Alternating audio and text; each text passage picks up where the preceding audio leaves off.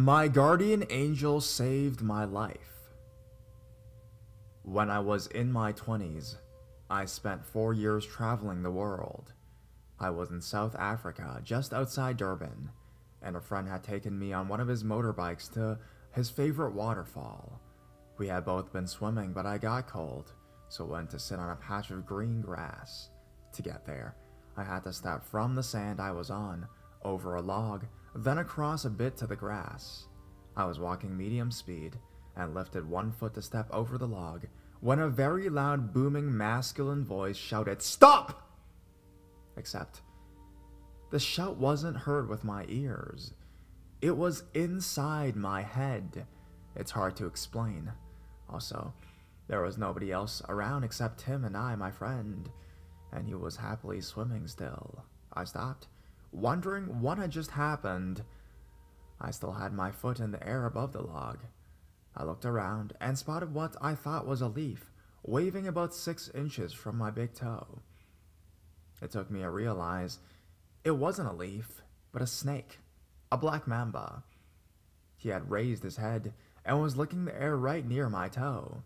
He was waiting to see what my next move was to be, and he had seen me long before I saw him. I slowly backed up and walked very carefully backwards to where Tim was. I have no explanation where the voice I heard came from, except that it was so loud and was inside my head, rather than heard with my ears. And it came at a time when I didn't feel in any danger at all. In fact, I was very calm and happy.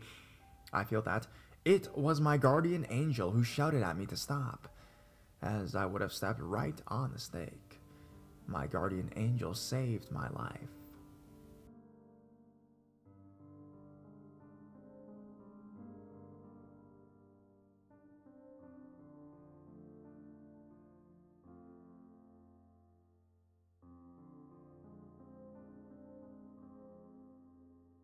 Strange camping trip.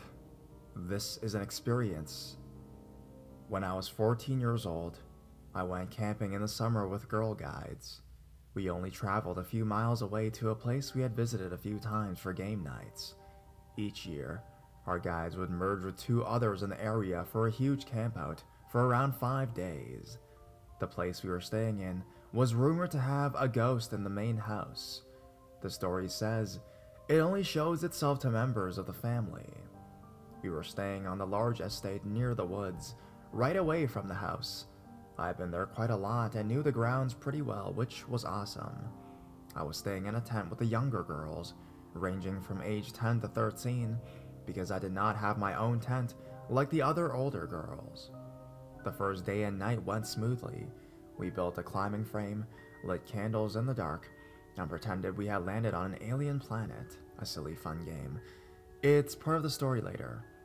The next morning, me and one of the other girls get up early. Our group's job was to collect firewood for breakfast, so we ventured into the woods on our own. We were joking around, grabbing wood as we walked. We ended up at the obstacle course and decided to play on it for a while, even though it was out of bounds. When we were done, we grabbed the firewood and started walking back to camp. The woods, to me, they felt and looked strange. It was as if the place was slightly different.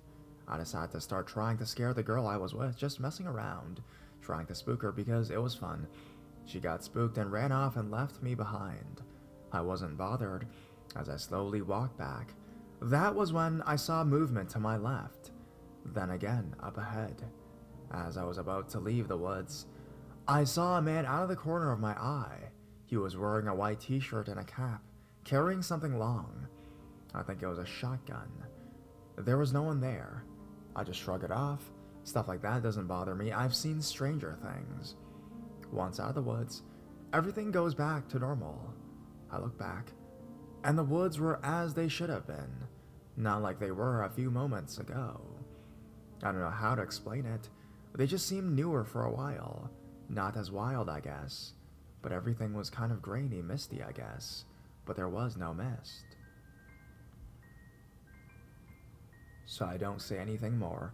I enjoy the campout, we play games, sing songs, and we just have fun. On the second to last day, we play a game. We had landed on the alien planet, and once we had breakfast, we had to go hide in the woods, build a shelter, a fire to make food, and people had to go steal food from the campsite without being seen. I am left in the woods on my own for ages as the other girls go about getting the food.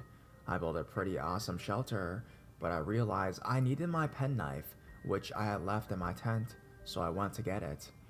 I get to the tent to find the kids I was sharing it with, crying their eyes out, terrified. I eventually get the story out to them. They had been making their food when a man, wearing a white t-shirt and cap, had appeared, and then vanished in front of them where I had seen him. I assured the kids it was fine, and that it could not hurt them, and they eventually went back into the woods. But they were seriously shaken. I got the blame for telling them a scary story, but I had only tried to scare one girl at the very start, and hadn't mentioned anything about the man to anybody else. That night was the campfire. As it ended, we all ran through the pitch-black woods back to camp, leaving the person looking after us all alone in the woods. She had a light, so it was no big deal. She had to make sure the fire was out.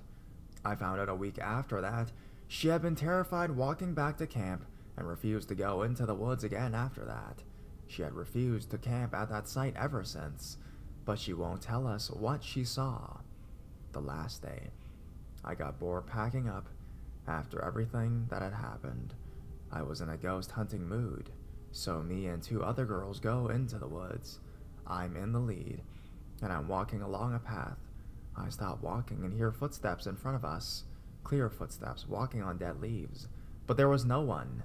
No one was walking anywhere near us. I followed the sounds along a path. Someone had heavy boots on. It was so strange. We all had trainers on. The girls I were with were silent. They could hear it as well. I followed the sounds around to a clearing at the very edge of the woods where it stopped. I decided to sit down on the grass. The other girls followed me, and they sat behind me because they were scared at this point. I do the whole, "If there's anyone here, can you give me a sign" routine. As I finished, a white mist suddenly fell over the woods. You could see things moving behind it, nothing clear. It hung in the air as the two other girls ran off screaming. I sat for a minute and watched it before saying, "Thank you." As I said this, it was like a gust of wind hit and it was gone. There was no wind. It was just awesome. That was the last of the strange stuff for that camp. We had to finish packing up and left the camp that afternoon. I've been back a few times since, and nothing strange has happened. The woods have always felt normal since then. A few years after that, I found out that I am actually related to the family who owned the house and estate. I'm always curious if the activity picked up because I was staying in the grounds.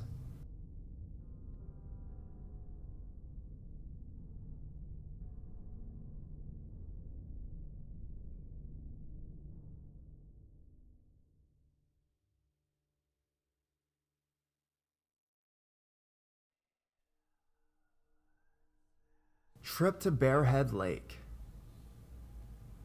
The summer between junior year and senior year of high school, I got to take my best friend with me on a family vacation. I was really excited about it because she got to meet some of our family members on the way up as we passed through my old home state, Iowa. I also got to take her to one of my favorite places in the world, Ledges State Park.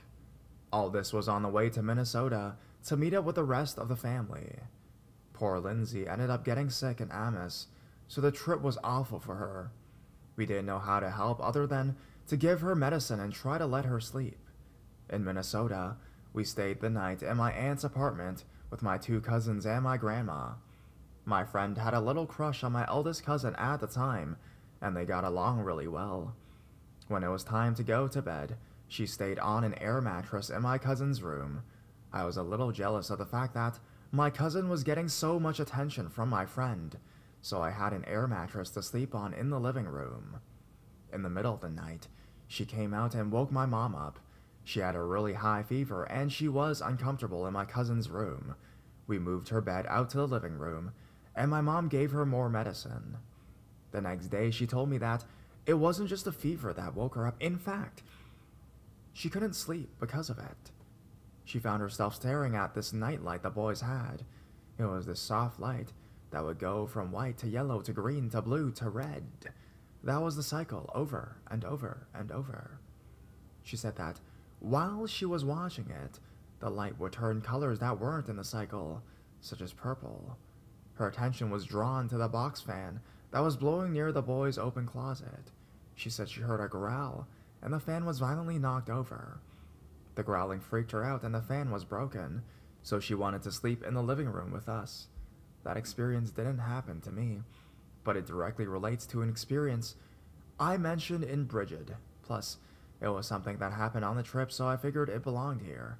I really wish I could get my friend to start submitting experiences on the site too. She has a lot to share. I didn't know what to tell her about the glowing or the growling. I'd experienced dark things around my cousin's previous apartment. I just wasn't surprised that she could hear something like that in their room. I also didn't know in what way to really console her about this. So I was happy we weren't spending another night there, that was all.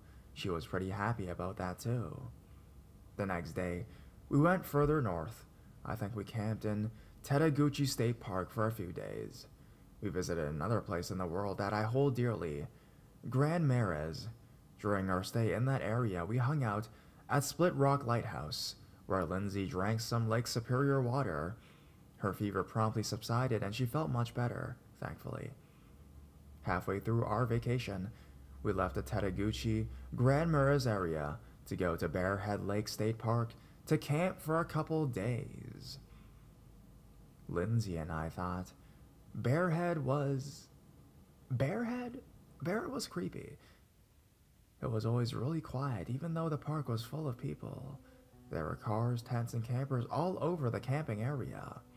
But it was still always extremely quiet all the time.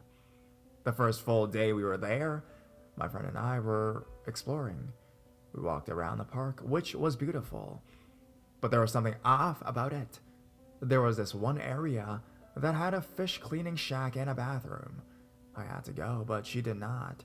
But I left her in the fish cleaning shack to go do my business. The fish cleaning shack was uphill next to the bathroom. The bathroom had running water and showers. It wasn't an outhouse or anything like that, but it was pretty basic structure. The entrance to each side could be seen from fish cleaning shack, as well as a small parking area next to it on the men's side. I went to the women's side and hurried in. Just like most of the camp, I didn't see anyone in there. I went to the middle stall because it wasn't the handicap stall, but it also wasn't the very first one. As I went to do what one does in the bathroom, I heard a car pull up. Almost as soon as I heard the car's engine turn off, someone walked in. Naturally, I thought it was another lady, but whoever it was walked right up to my stall. They didn't stop at the first or the big handicap one at the end. They walked directly up to my stall. Under the door, I saw straight-leg blue jeans and large feet wearing what looked like men's running shoes. I admit I panicked for a moment. It wasn't because I thought maybe a man was in the ladies' room. It was because this person just stopped in front of my door and stood there facing it without even checking the other two empty stalls on either side. I felt vulnerable and alone. I really wasn't sure what I could do if this person tried to force their way in. I didn't even have the nerve to simply say that the stall was occupied at the moment. The person on the other side never knocked on the door. The feet, the shoes, even the pants looked like they belonged to a man to me. But I know women can have big feet and wear men's clothes. I don't know who was out there, but they didn't say anything to me. They didn't knock.